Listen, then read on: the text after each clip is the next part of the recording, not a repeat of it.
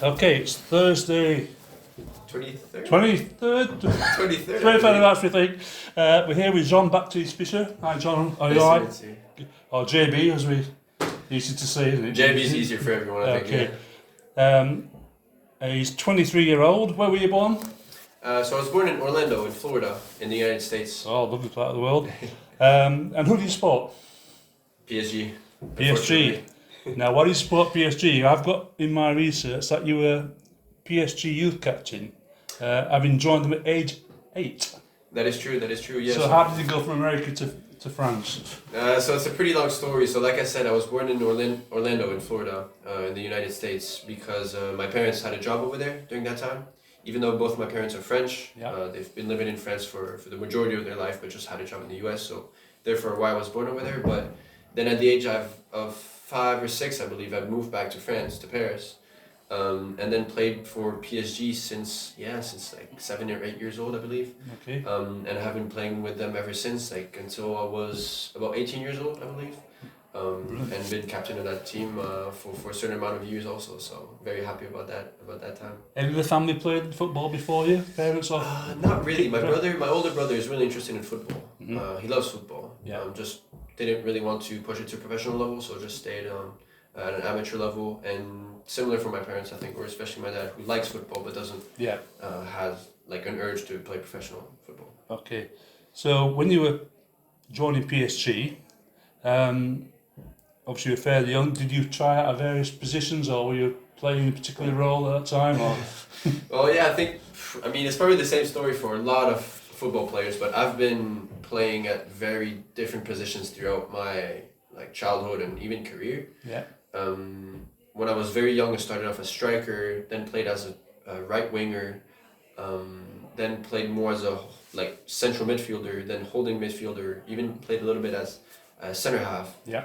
And then I think at a professional level, I pursued more as a central midfielder, as a box-to-box midfielder and holding midfielder. Right. Even though this year, with Wycombe Wanderers, I've been playing at different positions also. So I've been playing left wing back, right, and left back and right wing back. So, so I think for a lot of professional players at this point, you have to adapt to a lot of different positions. Okay. Now, how long were you at PSG for, and who did you get to know or play with when your time there? Yeah, I don't know if you've ever had anyone from such a big club. No, yeah, definitely. So, I mean, there's been quite a lot of players that I've either seen or played with, a bit of everything. I've had a couple years with Matteo Guendouzi, that you might know, who played for Arsenal. Yeah. I've known Moussa Diaby, who plays for Leverkusen now, French international. Hudson Edouard, who plays for Crystal Palace, striker now. The list goes on, Jonathan Ikone, winger for Fiorentina now, I believe, French international. It's quite a name list there, isn't it? Yeah. Just so a lot of players that I've been able to play with. I'm happy about. Right, then my research tells me you also ended up going back to America to an international business degree. Correct. Playing with Georgetown University. Exactly. So at the age of 18, I had kind of an internal dilemma, if I can say that. It's because I wanted to, of course, go into professional football. Yeah. But I also wanted to be sure that if professional football doesn't work out for me, that I had something to lean back on. So I thought the U.S. system of universities was perfect for me, because I could play football at a almost professional level, or a level that could lead me on to professionalism later on, and also have a great degree in international business, as you said. So Georgetown was a great decision, I think, for me, which led me to then play professionally in England, and a lot of my different teammates also from that team at Georgetown managed to go in either MLS or other professional clubs, even in England actually. Yeah.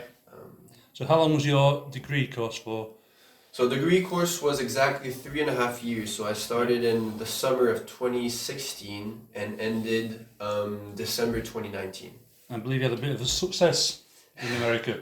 Yeah, it was fantastic, especially the last year. I'm thinking you're talking about the NCAA championship, which is basically the national, of all the US combined, every single university combined, we won the championship of that. So it was an incredible moment, honestly, especially for our university, because it was the first time in history that they that we won it. Yeah. So it was a really big moment with a lot of fans, a lot of our like friends even coming down to the games, watching us, like being on TV, nationwide. Yeah. And winning that was really a great moment, especially on my last year. So being able to be part of this team and playing consistently in that team was a great time, honestly. What sort of crowds would you get watching that sort of football? Well, it depends. I don't know if you've seen like American universities and what kind of crowds they get. Like for American football, they get sometimes like 80K, Yeah. like Wembley-sized stadiums with full of people. Yeah. For like soccer that they call it. We didn't get that many, of course, but we still had like I think the biggest games we've had were about like 8K, I believe, Right. against Maryland University, which was our big rival in the States. So like being based in Washington DC, so like the biggest games I think were around like 5 to 8K, I would say. Right. Okay.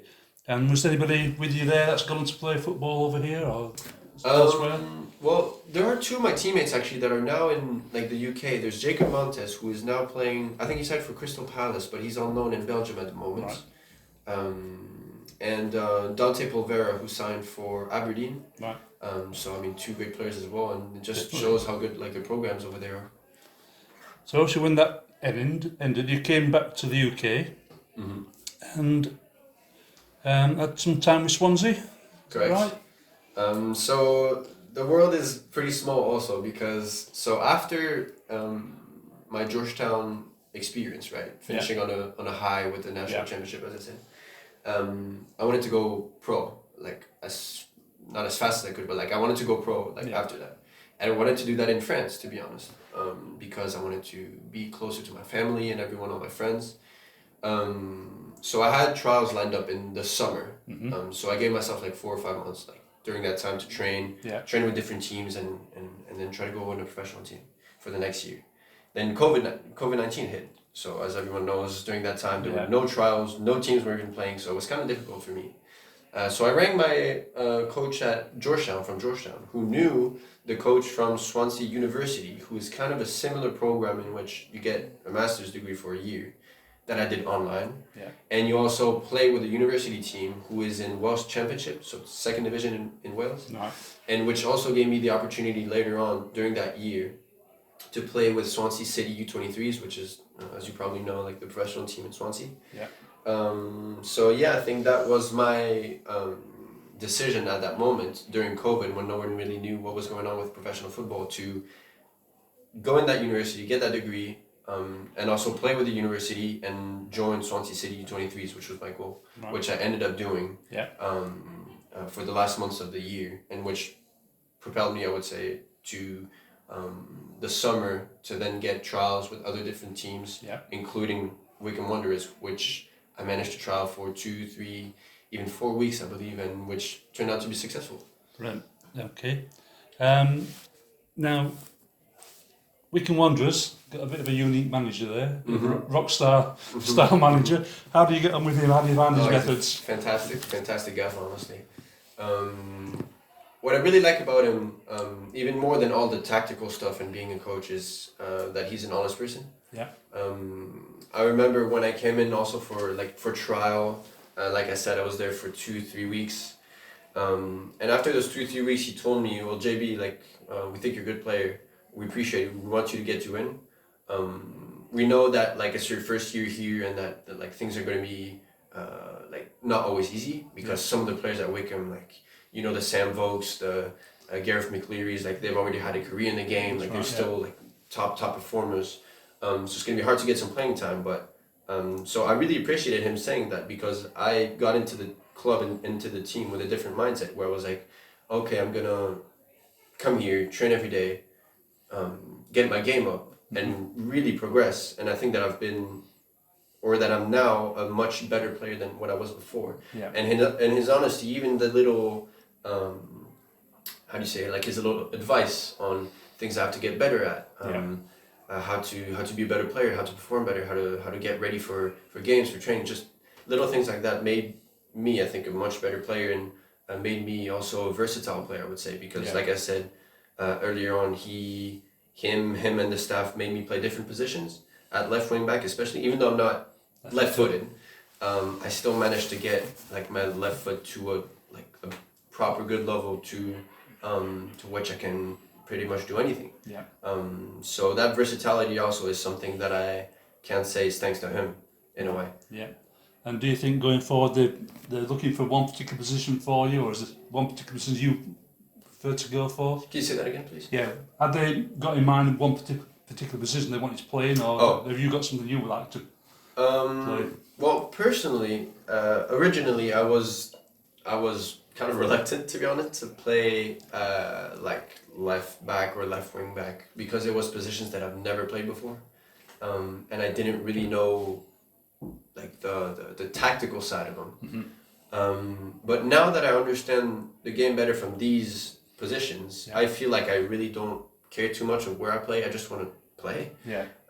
As long as I get on the field, I can just then get on the ball and do what I can do. And as long as I can help the team and win games, and as long as everything is working well, like I have no problem playing wherever the coach wants me to play.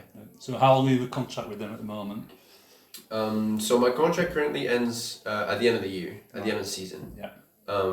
There's still talks at the moment. We'll see exactly what happens for next year, but I'm open to different possibilities. Right. So we'll see.